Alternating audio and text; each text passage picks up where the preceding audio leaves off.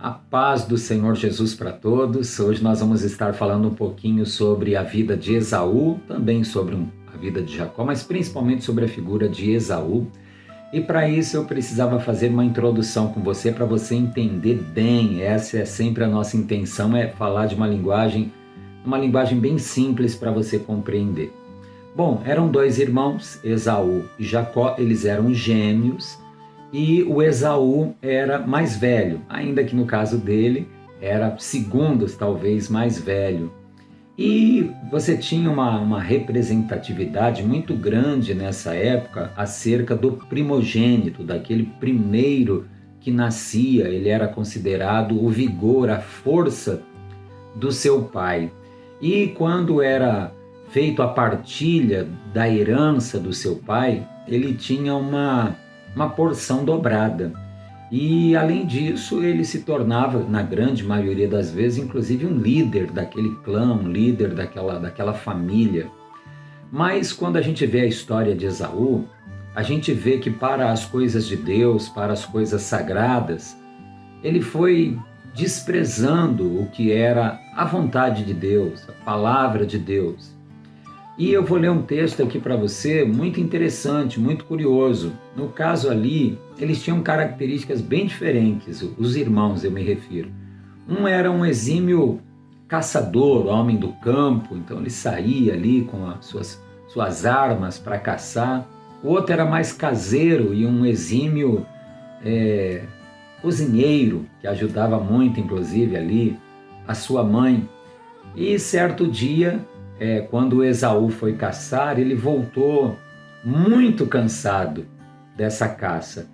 E quando ele voltou, ele voltou com tanta fome, ele chegou em casa e perto de sua casa e tinha ali um cheiro muito gostoso, de um alimento, de um prato de lentilhas que o Jacó estava preparando. E ele sentiu aquele cheiro e desejou muito aquela comida, desejou muito.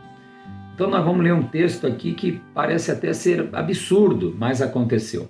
Carta aos Hebreus, no capítulo 12, no versículo 16, diz assim: ninguém seja imoral ou profano como foi Esaú, que por uma refeição vendeu o seu direito de primogenitura.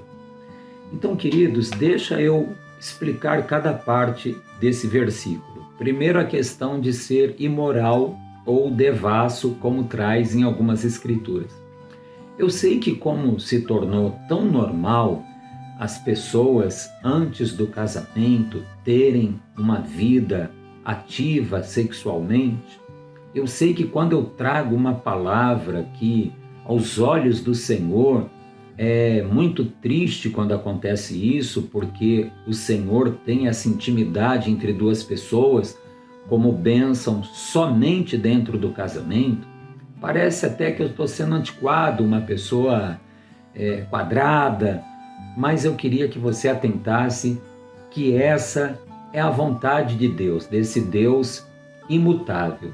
E o Esaú, ele era imoral, ele se deitava ali com aquelas mulheres hetéias, cananeias, ele praticava a fornicação, fazia a sua própria vontade. Então Deus está dizendo aqui, ninguém seja imoral ou profano, como foi Esaú. Então profano é justamente você tratar com desprezo a vontade de Deus, tratar com desprezo coisas que são consideradas sagradas.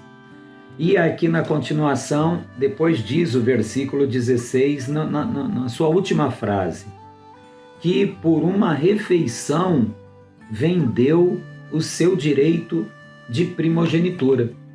Então, muitas pessoas podem estar vivendo um momento assim, ou seja, tinha uma bênção da primogenitura, algo grande para ser vivido anos à frente, mas tinha algo que ele queria muito viver naquele momento. O quê? Comer um prato de refeição, um prato de lentilhas. Então, quando você compara uma porção dobrada de uma herança de tudo que o pai tem com um prato de comida é uma coisa assombrosa, é uma coisa muito distante, muito desproporcional. Então parece óbvio que a pessoa que ouviu uma proposta como essa, olha, então me vende o seu direito de primogenitura. Se você deseja tanto comer esse prato de lentilha, se você deseja tanto viver esse prazer agora, então abra mão do que você tem direito lá na frente. Poxa, você lendo o texto, parece que alguém jamais faria isso, mas Esaú fez. E muitas pessoas estão fazendo. Pessoas que poderiam viver uma bênção muito grande de Deus ali na frente, estão dando mais importância para viver o hoje, o momento e satisfazer uma vontade sua, que às vezes está ali desalinhada com a vontade de Deus. Quando a gente olha o texto, esse texto que eu estou trazendo para vocês, ele está relatado no livro de Gênesis. A gente vê que quando Esaú ele chega daquela caça, ele estava com muita fome, né? Um clamor do seu corpo por alimento, uma necessidade. E talvez no momento que eu trago essa palavra para você, você também está sentindo algumas necessidades, algumas carências. Talvez você está passando um momento muito crítico, talvez uma necessidade financeira. Talvez você está passando uma necessidade de aceitação, de ser aceito por algum grupo, né? Por uma pessoa, por um grupo que você se relaciona, pode ser sua família, pode ser no seu trabalho. Você quer ser aceito. Talvez você passa uma necessidade nesse momento, uma carência nesse momento que eu trago essa palavra para você, na sua vida sentimental. Talvez você se encontra tão carente nessa área. E eu poderia citar tantas outras áreas. Mas eu queria dizer para você também que é nesse momento que a tentação pode se apresentar para você, para que você viva algo hoje e você venha perder algo amanhã, e algo grande, por causa às vezes de uma escolha, de um detalhe que foi feito aqui atrás. Então eu creio que essa palavra, ela está vindo para evitar sofrimento e choro lá na frente. Que você possa olhar para a palavra de Deus, rejeitar aquilo que é necessário rejeitar, fazer as escolhas olhando para a vontade de Deus. Porque diz aqui na Escritura, olha, versículo de número 17, estamos em Hebreus 12, 17. Depois, como bem sabeis, querendo ele ainda herdar a bênção, foi rejeitado.